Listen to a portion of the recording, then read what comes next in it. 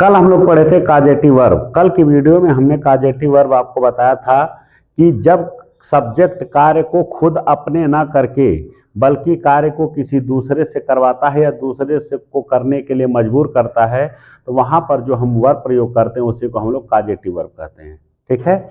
जैसे मैंने पत्र लिखवाया, इसमें सब्जेक्ट मैंने है लेकिन पत्र मैं नहीं लिख रहा हूं, कोई और लिख रहा है। ठीक है। मैंने बाल कटवाया, इसमें सब्जेक्ट मैं हूं लेकिन काम को मैं नहीं कर रहा हूं बल्कि मैं किसी दूसरे से करवाऊं। बाल कटवा रहा हूं तो किसी को पैसे दे करके मैं अपना काम करवा रहा हूं। ठीक है। तो यही आपका क्या है, काजेटिव वर्ब है। काजेटिव वर्ब हमने बताया था कि काजेटिव वर्ब की इंग्लिश होती नहीं है, इसको हमको बनाना पड़ता है। ठीक है। जैसे दौड़ना नॉर्मल है, दौड़ाना काजेटिव है। लिखना नॉर्मल है, लिखवाना काजेटिव है। पढ़ना नॉर्मल है, पढ़वाना काजेटिव है। हंसना नॉर्मल है, हंसाना काजेटिव है। तो काजेटिव वर्ब देखिए, काजेटिव वर्ब की इंग्लिश होती नहीं है, बनाना पड़ेगा। हंसना की अंग्रेजी होती है लेकिन हंसाना की नहीं होती है। लिखना की होती है, लिखवाना की नहीं होती है। पढ़ना की होती है, पढ़वाना की नहीं होती। काजेटिव वर्ब के रूप में हम लोग गेट का प्रयोग करते हैं। ठीक है। गेट का प्रयोग करते हैं, फिर हैव का प्रयोग करते हैं, मेक का प्रयोग करते हैं और काज का प्रयोग करते हैं। इतना हमने आपको कल बताया था। और ये भी बताया था कि काजेटिव वर्ब जब के रूप में इनका प्रयोग करते हैं और इसी को हम लोग मेन वर्ब बनाते हैं। मेन वर्ब बनाते हैं मतलब सेंटेंस से पहले सब्जेक्ट आएगा, इसके बाद इसमें से कोई एक और आएगा और इसी के ऊपर टेंस का रूल चलेगा। फर्स्ट फॉर्म अगर लिखना होगा तो इसी का लिखेंगे, सेकंड फॉर्म लिखना होगा तो इसी का लिखेंगे, आईएनजी जोड़ना होगा तो इसी में जोड़ेंगे। और इसके साथ में एक वर्ब और आएगी, जो एक्शन होगा वो एक्शन वर्ब आप यहाँ लिखेंगे। ठीक है। एक्शन वर्ब हम यहाँ पे लिखेंगे, तो ये और ये दोनों मिला देंगे। ठीक, तो काजेटिव वर्ब आपका बन जाएगा। काजेटिव वर्ब के रूप में हम लोग मेक का, काज का, गेट या हैव का प्रयोग करते हैं। ठीक है। तो कब मेक का प्रयोग करते हैं, कब काज का? जब सेंटेंस में काम को करने वाला करवाने वाला दोनों दिया हो तो मेक या काज का प्रयोग करेंगे। ठीक है। बस स्ट्रक्चर ऐसे रहेगा इसका कि पहले सब्जेक्ट लिखेंगे, फिर मेक या काज लिखेंगे, इसके बाद वो पर्सन जो काम को करेगा, ठीक है, वो लिखा जाएगा। इसके बाद जो एक्शन होगा वो लिखा जाएगा। ठीक है। तो अगर मेक का प्रयोग करेंगे तो मेक के आगे वर्ब का फर्स्ट फॉर्म लिखेंगे, लेकिन अगर काज लगाएंगे तो काज के साथ टू प्लस वर्ब का फर्स्ट हो जाएगा। ठीक है। टू प्लस वर्ब का फर्स्ट लिखेंगे। अगर काज का प्रयोग करेंगे तो टू प्लस फर्स्ट, अब मेक का प्रयोग करेंगे तो केवल वर्ब का फर्स्ट। मान लेते हैं सेंटेंस में काम को करवाने वाला हो लेकिन करने वाला ना हो, तो वहां गेट या हैव का प्रयोग करेंगे। गेट या हैव का प्रयोग करेंगे। अब इसमें पहले क्या लिखेंगे, सब्जेक्ट, इसके बाद गेट का यूज करते हैं या हैव का यूज करते हैं टेंस के अकॉर्डिंग। इसके बाद जिसके ऊपर कार्य हो रहा है, ठीक है, वो, जैसे पत्र लिखा जा रहा है तो ये पत्र। ठीक है। कुर्सी बनाई जा रही है तो कुर्सी, उसकी इंग्लिश है, हो गया ना। ठीक है। इसके बाद जब गेट या हैव का प्रयोग करेंगे तो यहाँ वर्ब का थर्ड फॉर्म लगाएंगे। ठीक। गेट या हैव जब लगाते हैं तो इसके आगे इसकी जो रचना होती है वो पैसिव की होती है। देखिए ये पैसिव पॉजिटिव बनता है। ठीक है। अब मेक या काज लगाते हैं तो यहाँ एक्टिव पॉजिटिव बनता है, यहाँ वर्ब का फर्स्ट फॉर्म लगता है। इतना हम लोग कल पढ़ चुके थे। ठीक है। अब हम ये जानते हैं कि जहां सेंटेंस में काम को करने वाला करवाने वाला दोनों मौजूद हो तो वहां मेक लगेगा, वहां गेट का भी प्रयोग किया जा सकता है। मतलब ऐसे समझिए। ठीक है।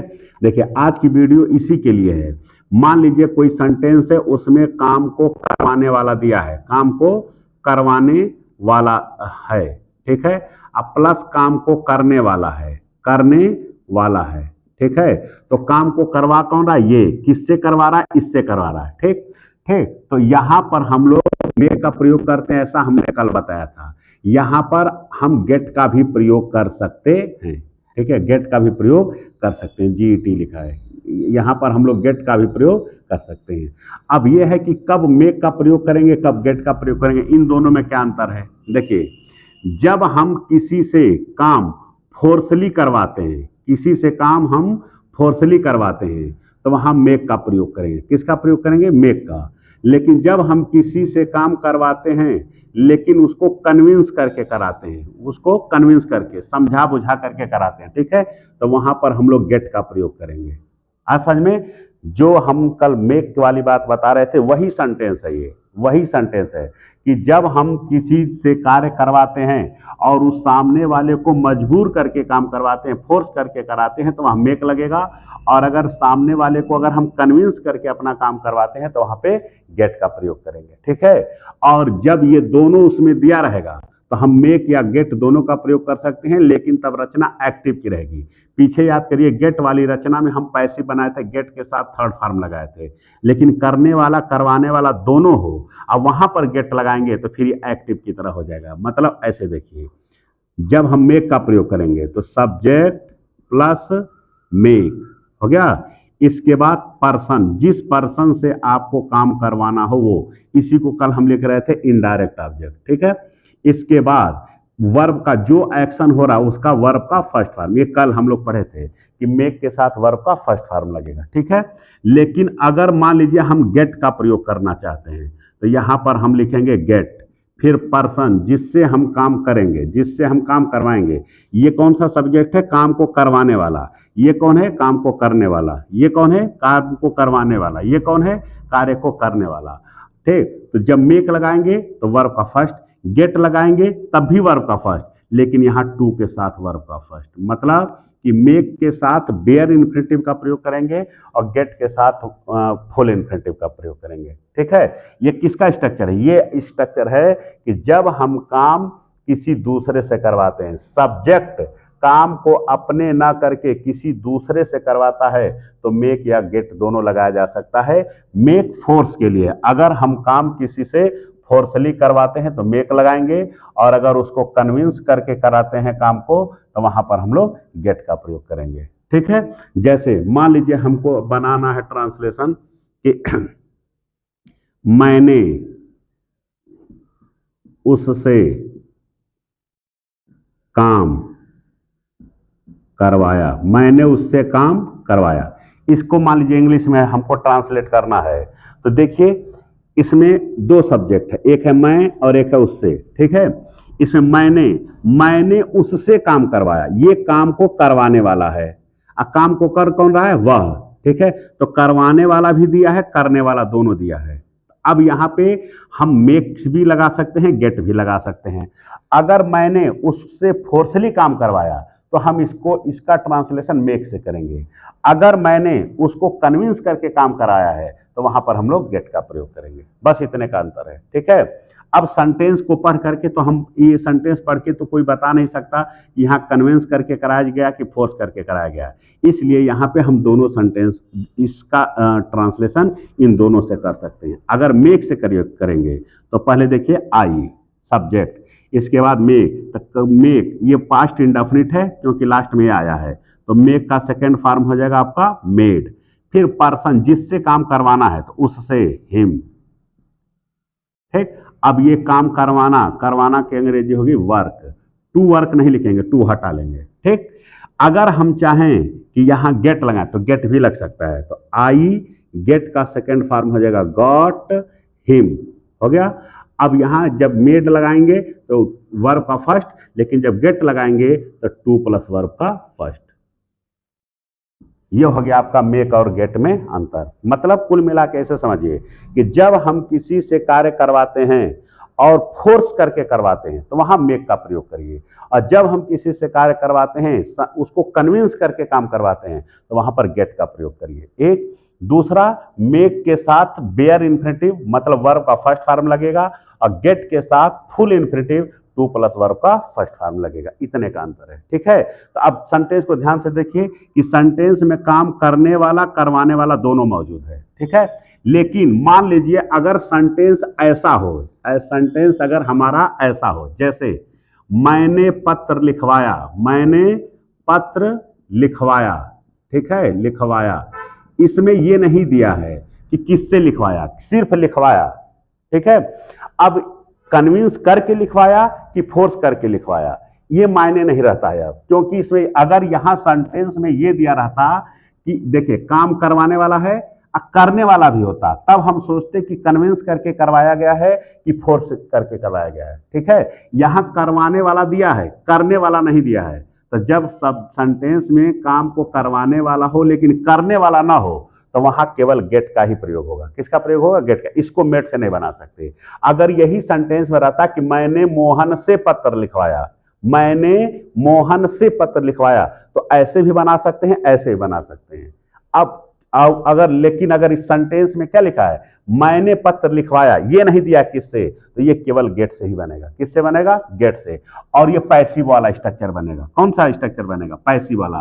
ठीक है, तो पैसिव वाला स्ट्रक्चर क्या था इसका? पैसिव वाला था कि पहले सब्जेक्ट लिखेंगे, इसके बाद गेट लिखेंगे, इसके बाद, ठीक है, जिसके ऊपर कार्य हो रहा है, ठीक है, पत्र के ऊपर कार्य हो रहा है तो पत्र, ठीक है, और इसके बाद वर्ब का थर्ड फॉर्म। ऐसे ये वाला स्ट्रक्चर से बनेगा। ये हम लोग कल वाले वीडियो में है। ये मैंने पत्र लिखवाया, आई पास्ट इंडेफिनिट है तो गेट का सेकंड फॉर्म हो जाएगा गॉट।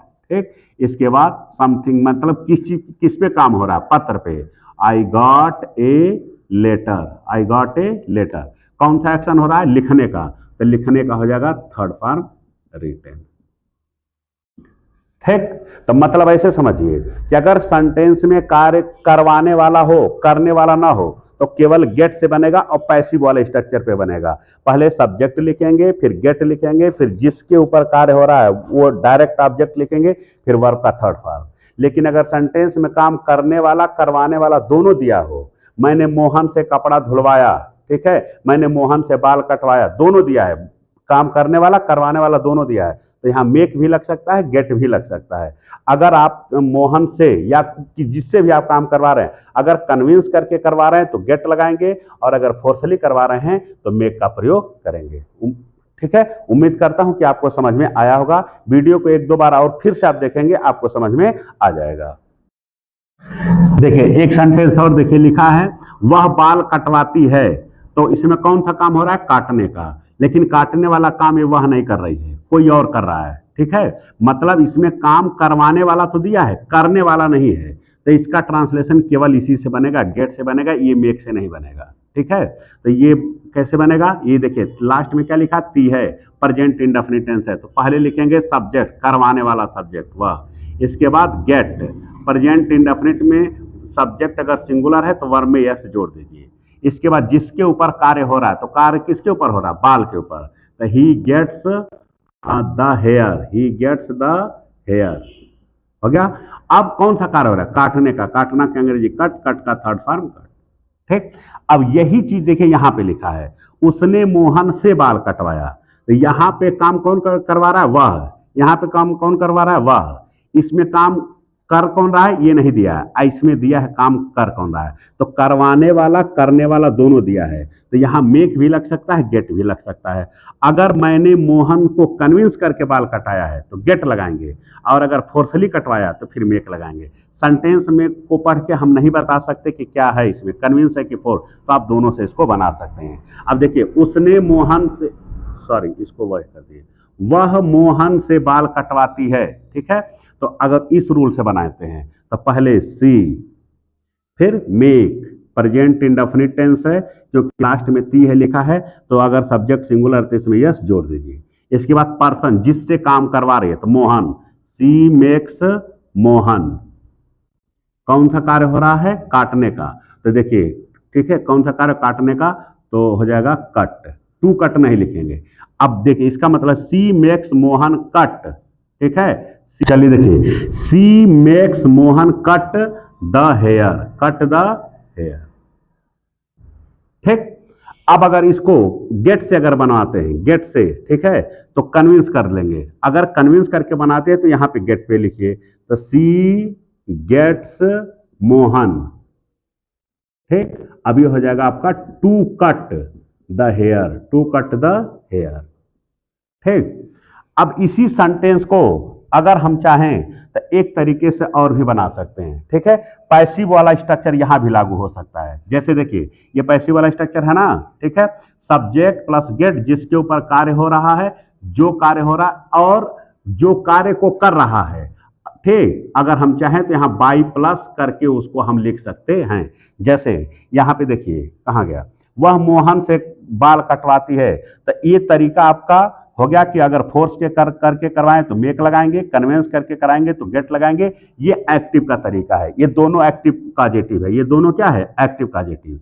लेकिन अगर हम चाहें तो इस सेंटेंस को एक रूल और है, इस वाले से भी इसको बना सकते हैं, गेट वाले से, ठीक है। तो गेट वाले से बनाएंगे तो इसकी रचना, ये एक्टिव काजेटिव है तो पैसिव करनी पड़ेगी। तो पैसिव कब करेंगे, ये हेयर को उठा करके यहां लाइए और इसको उठा करके यहां लेके जाइए। जैसे देखिए, सी गेट्स हो गया। अब हर सी गेट्स द हेयर हो गया, देखिए हेयर, ठीक।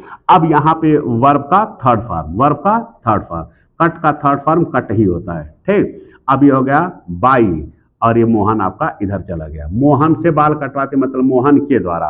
अब यहां देखिए, यहां भी गेट लिखा है, यहां भी गेट लिखा है। तो यहां गेट लिखा है तो यहां क्यों टू प्लस वर्ब का फर्स्ट लिखा है, और यहां वही गेट है तो यहां क्यों वर्ब का थर्ड लिखा है। देखिए, ये देखिए, यहां से देखिए, यहां से ये काम कौन कर रहा है, मोहन।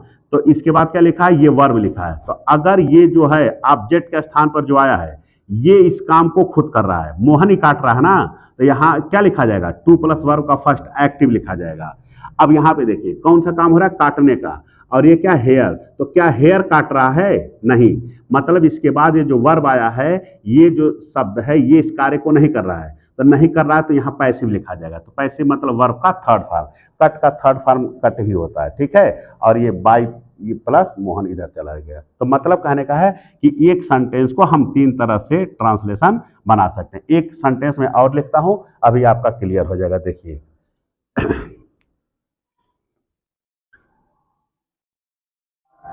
देखिए, मैंने मोहन से पत्र लिखवाया। मान लीजिए इसको हमको ट्रांसलेट करना, मैंने मोहन से पत्र लिखवाया। तो करवाने वाला कौन है, मैं, करने वाला कौन है, मोहन, करने वाला करवाने वाला दोनों दिया है। तो यहां मेक भी लग सकता है, गेट भी लग सकता है। तो मेक से अगर बनाएंगे तो हो जाएगा आई, ये कौन सी टेंस है, पास्ट इंडेफिनिट, क्योंकि लास्ट में या आया है। तो पास्ट इंडेफिनिट में वर्ब का सेकेंड फॉर्म लगेगा, I made, subject plus made, इसके बाद पर्सन जो काम कर रहा है, कौन कर रहा है, मोहन, मोहन, इसके बाद कौन सा एक्शन हो रहा है, लिखने का। तो लिखना की अंग्रेजी हो जाएगी राइट, हो गया राइट। अब क्या, आई मेड मोहन राइट, क्या चीज लिखवा रहा है, पत्र, ए लेटर। अब ये फोर्स करके लिखवाया गया, मैंने मोहन को फोर्स किया है। अब कन्विंस करते हैं, तो कन्विंस करेंगे तो हो जाएगा आई मेक का हो जाएगा गॉट, मेक की जगह क्या हो जाएगा, गॉट, मोहन, हो गया। अब ये राइट की जगह हो जाएगा टू राइट, हो जाएगा क्या हो जाएगा, टू राइट ए लेटर, ठीक। अब देखिए इस गेट वाले सेंटेंस को, ठीक है, एक तरीके से और बना सकते हैं। इसको उठा करके यहां लिख दीजिए, इसको उठा के यहां लिख दीजिए, ठीक, तब ये रचना आपकी पैसिव हो जाएगी। तो देखिए यहां तक तो सेम रहेगा, आई गॉट, अब लेटर यहां लाइए, ए लेटर, ठीक।